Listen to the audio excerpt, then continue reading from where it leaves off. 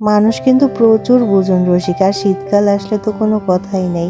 চারদিকের মানুষের মুখে রুচির কোনো অভাব থাকে না, একদম রুচিশীল হয়ে যায়। আসসালামু আলাইকুম, সবাই কেমন আছেন? আলহামদুলিল্লাহ, আপনাদের দয়ায় আমি ভালো আছি।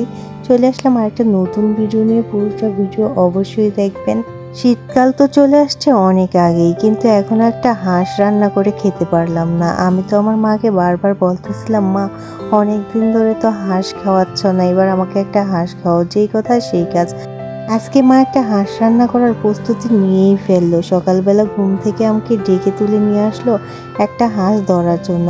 কিন্তু শীত বলে কথা, শীত মানেই কিন্তু অলসতা। অলসতার কারণে আমি কিন্তু উঠতে পারিনি। আর আমার মা কিন্তু একটা হাঁস ধরে আমাদের অন্য একটা মুরগির খোপের মধ্যে বেঁধে রেখেছিল, এবং আমি আসার পর কিন্তু আমার হাতে ওই হাঁসটাও দিয়েছিল।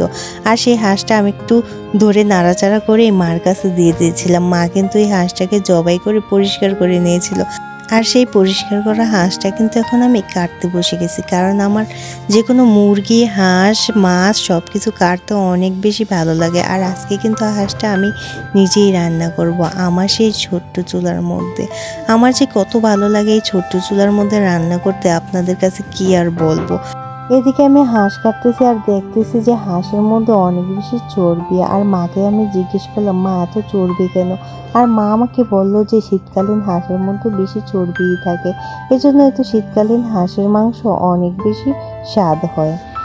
এদিকে আমার হাঁস কাটা হয়ে গেছে, আর হাঁসটা কিন্তু আমি ভালোভাবে পরিষ্কার করে ধুয়ে নিয়েছি। আর আমার চুলায় কিন্তু আমি এখনই আগুন ধরাই দিলাম, কারণ হাঁসটা রান্না করার সময় চলে আসছে। যেহেতু আমরা দুপুরেই খাবো, সেহেতু এখনই রান্না করতে হবে। এখনই পারফেক্ট একটা সময় আছে রান্না করার জন্য। ওইদিকে মা অন্য তরকারি, শাক এবং ভাত বসাই দিয়েছে মার চুলার মধ্যে, আর আমার ছোট্ট চুলায় আমি মাংসটা রান্না করব।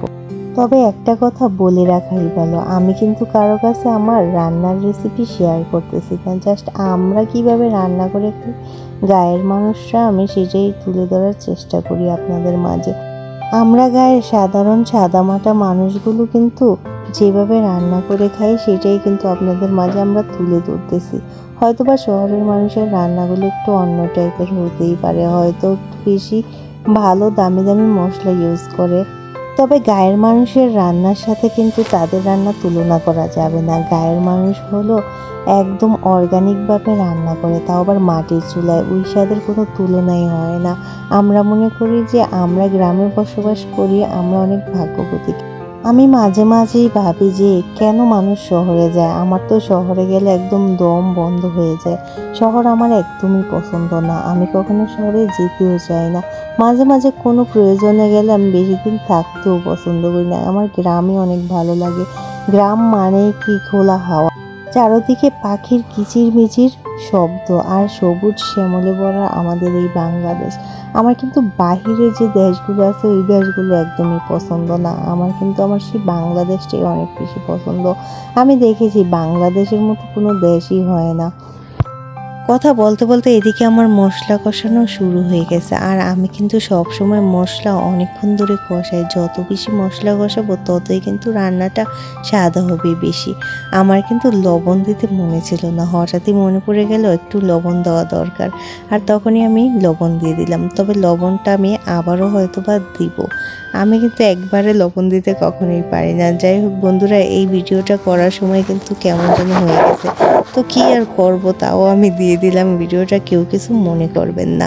আর আমাদের হাঁসটা তেমন বড় ছিল না, তাই গোস্ত একটু কমই হয়েছে। আর যতটুকু হয়েছে আলহামদুলিল্লাহ আমাদের হয়ে যাবে, আমরা মন ভরে পেট ভরে খেতে পারবো। এদিকে মাংস রান্না শেষ না হতেই কিন্তু আমার জিভে জল চলে আসছে। আমি যে কখন খাবো। যেহেতু হাঁসের মাংসটা আমার বরাবরই অনেক বেশি পছন্দ, তো আমার রান্না কিন্তু শেষ হয়ে গেছে। আর একটু পরে আমরা খেতে বসবো। রান্নাটা কেমন হলো অবশ্যই কমেন্টে জানিয়ে দিবেন। সবাই লাইক, কমেন্ট, শেয়ার, সাবস্ক্রাইব করে চ্যানেলের পাশেই থাকবেন। আল্লাহ হাফিজ।